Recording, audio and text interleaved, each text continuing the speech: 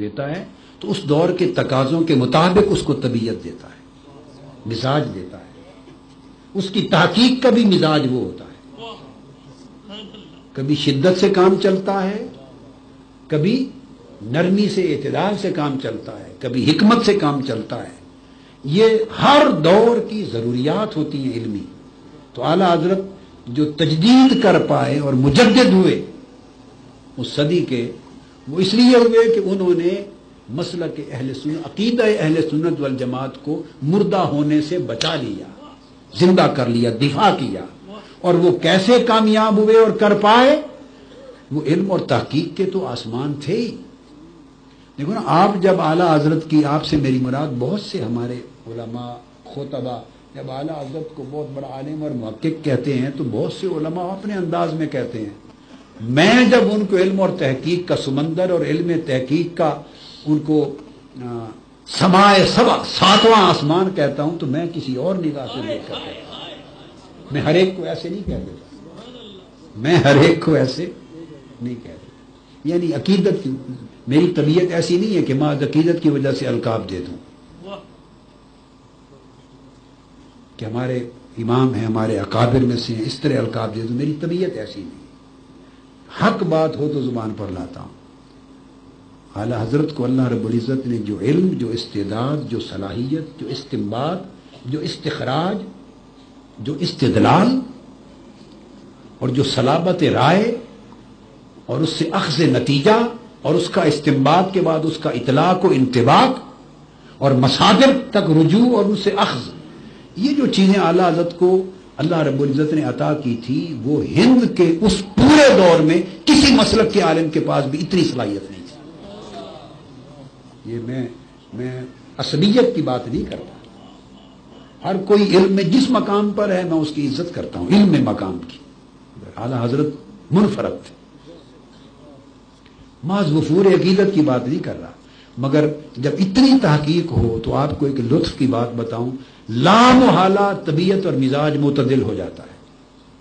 یہ تحقیق کا منطقی نتیجہ ہے. یہ اجتماع ضدین تھا، اجتماع نقیضین تھا، جو منطق میں جائز ہی نہیں. یعنی تحقیق جتنی وسیع ہوتی چلی جائے، طبیعت کی شدت اتنی بولیے کم اور نرمی آتی چلی جاتی ہے. یہ منطقی نتیجہ ہے. یہ دو چیزیں بڑی پرلطف بات عرض کر رہا ہوں. اور تحقیق جتنی کم ہو اس کی گہرائی اور وسعت اتنی شدت زیادہ ہوتی ہے. مزاج و فتویٰ میں شدت زیادہ ہونے میں تحقیق کی کمی کا دخل ہوتا ہے. اور اگر کسی مسئلے پر تحقیق بڑھتی جائے بہت بڑھ جائے تو طبیعت میں نرمی آ جاتی ہے، وسعت آ جاتی ہے. چونکہ وہ پھر تمام چاروں ائمہ اربعہ کو پڑھتا ہے، وہ مذاہب اربعہ کو دیکھتا ہے، سب کے استدلال دیکھتا ہے. پھر وہ رہتا تو حنفی ہی ہے، مگر دوسروں کے ساتھ رویہ نرم ہو جاتا ہے، کیونکہ سب کے دلائل آنکھوں کے سامنے ہوتے ہیں. میری بات آپ سمجھے ہیں نا؟ اب دیکھو، اب میرے سامنے امام شافعی بھی ہوتے ہیں، امام مالک بھی اور امام احمد بن حنبل. امام مالک کی فقہ میں دقت اتنی نہیں ہے اور نہ امام احمد بن حنبل میں ہے. اگر فقہ میں امامت اور ثقاہت اور دقت اور گہرائی دیکھنی ہو تو دو ہی امام ہیں بس، امام اعظم اور امام شافعی. اور امام اعظم اعظم ہے، ان کا ثانی نہیں ہے کوئی، مگر دوسرے امام شافعی ہیں. تو میں امام شافعی کی، فقہ شافعی کی بھی اتنی ہی کتابیں پڑھی ہیں اصول میں، فروع میں، اور پڑھتا ہوں جتنی حنفی کی پڑھی ہے. میری بات آپ سمجھے نا؟ کوئی شوافے بیٹھے ہو تو وہ سمجھے شاید میں شافعی اور مذہب اتنا جانوں. مقصد بات کا یہ کہ جب سارے مذاہب سامنے ہوتے ہیں اور دلائل ہوتے ہیں اور مذاہب متروکہ بھی سامنے ہوتے ہیں، تو مذہب ظاہری میں کیا ہے، ابن حزم نے کیا کیا، فلاں نے کیا، اختلاف وہ کا، جتنی وسعت بڑھتی چلی جاتی ہے تو طبیعت میں شدت کم ہوتی ہے، گنجائش بڑھ جاتی ہے، اعتدال آتا ہے. یہ میں نے ایک خاص لطیف بات کہی. اب اس بات کو ذہن میں رکھے تو اب سوال پیدا ہوتا ہے کہ جتنی تحقیق اور مطالعہ کی وسعت اعلیٰ حضرت کے پاس تھی، اس حساب سے ضروری تھا کہ طبیعت میں شدت کا نام و نشان ہی نہ ہوتا، فتویٰ میں وسعت اور نرمی ہوتی. تو یہ دو چیزیں کیسے ہوئی؟ بس یہ نقطہ، اسی کا نام تجدید تھا. وہ صرف مجتہد نہیں تھے، وہ مجدد بھی تھے. یہ وجہ ہے. اجتہاد ہو تو نرمی ہوتی ہے طبیعت. کہیں گے مجتہد بنا دیا اعلیٰ حضرت کو. کوئی اور بنایا نہ بنایا، میں جب کہتا ہوں میں اس کا ذمہ دار ہوتا ہوں. وہ مجتہد فی المسائل ہے. کیا ایسے مبالغہ آرائی نہیں کرتا، نہ مجتہد فی شریعت بنایا ہے نہ مجتہد فی المسائل. مجتہد فی المسائل تیسرا درجہ ہے، اور مجتہد مقید. یہ دو درجے کے مجتہد قیامت تک جائز ہیں، ہوں گے اور ہوتے رہے ہیں. یہ امام مرغینانی بڑی بڑی کتابوں کے مصنفین یہ سب اس تیسرے اور چوتھے درجے کے مجتہد ہی تو ہوئے ہیں. ابن حمام سے لے کر صاحب فتح القدیر سے لے کر وہ پہلا دور گیا جس میں صرف امام اعظم امام شافعی مجتہد فی الشرع ہے شریعت میں، اور ان کے تلامذہ اور پہلے دو تین ادوار کے لوگ مجتہد فی المذہب ہیں. آگے فی المسائل مقید ہوئے. تو اعلیٰ حضرت کی جو تحقیق ہے میں ان کو مجتہد فی المسائل سمجھتا ہوں، تیسرے درجے میں، چوتھے میں بھی نہیں، اس سے بھی اونچا. تو ایک طرف تحقیق کا یہ عالم اور دوسری طرف شدت کا یہ عالم کہ ان جتنا شدید فتویٰ ہندوستان میں کسی کے پاس نہیں تھا، اتنا شدت کا فتویٰ کسی کا نہیں تھا. اب یہ دونوں میں تطبیق کیسے ہوگی؟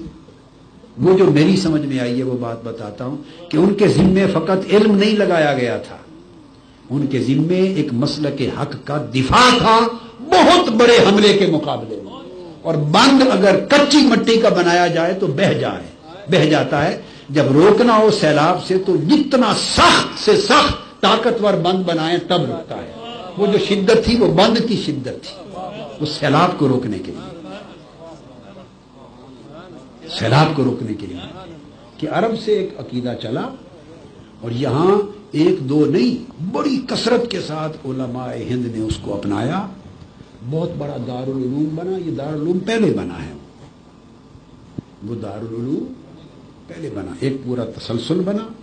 بڑی کثرت کے ساتھ علماء پورے ہند سے جمع ہوئے، اصحاب اہل تصنیف ہوئے، بڑی بڑی کتابیں، تصانیف، علمی کام، حواشی، شروع سب کچھ کیا. صاحبان فتویٰ، صاحبان علم، صاحبان قول، صاحبان تصنیف ہوئے. معتبر لوگ تھے پورے ہندوستان میں علم میں، اور کثیر تعداد میں پھر ان کے تلامذہ، اور آگے سلسلہ چلا.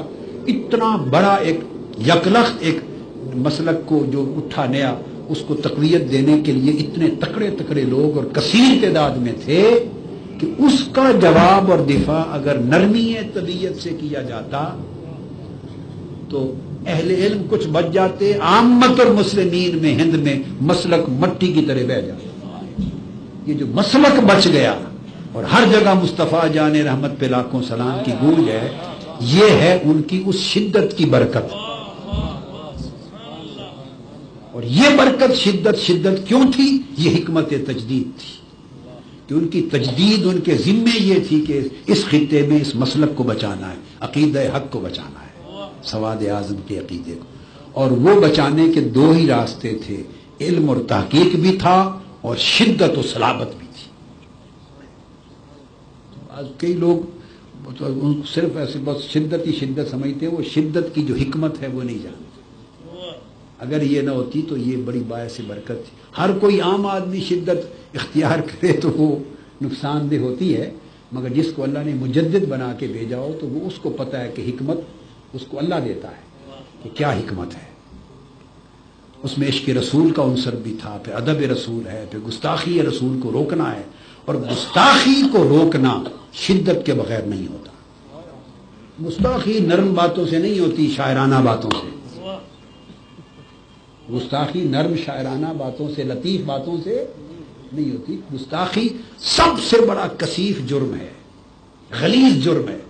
اور غلیظ، اغلظ اور اکثر جرم کو روکا جائے الطف لطیف شے سے، وہ نہیں. اس کے لیے شدت چاہیے، غصہ چاہیے. اس لیے علامہ ابن تیمیہ شخص نے بھی گستاخ رسول پر کتاب لکھی تو اس کتاب کا نام بھی رکھا الصارم المسلول، تیز دھار والی تلوار.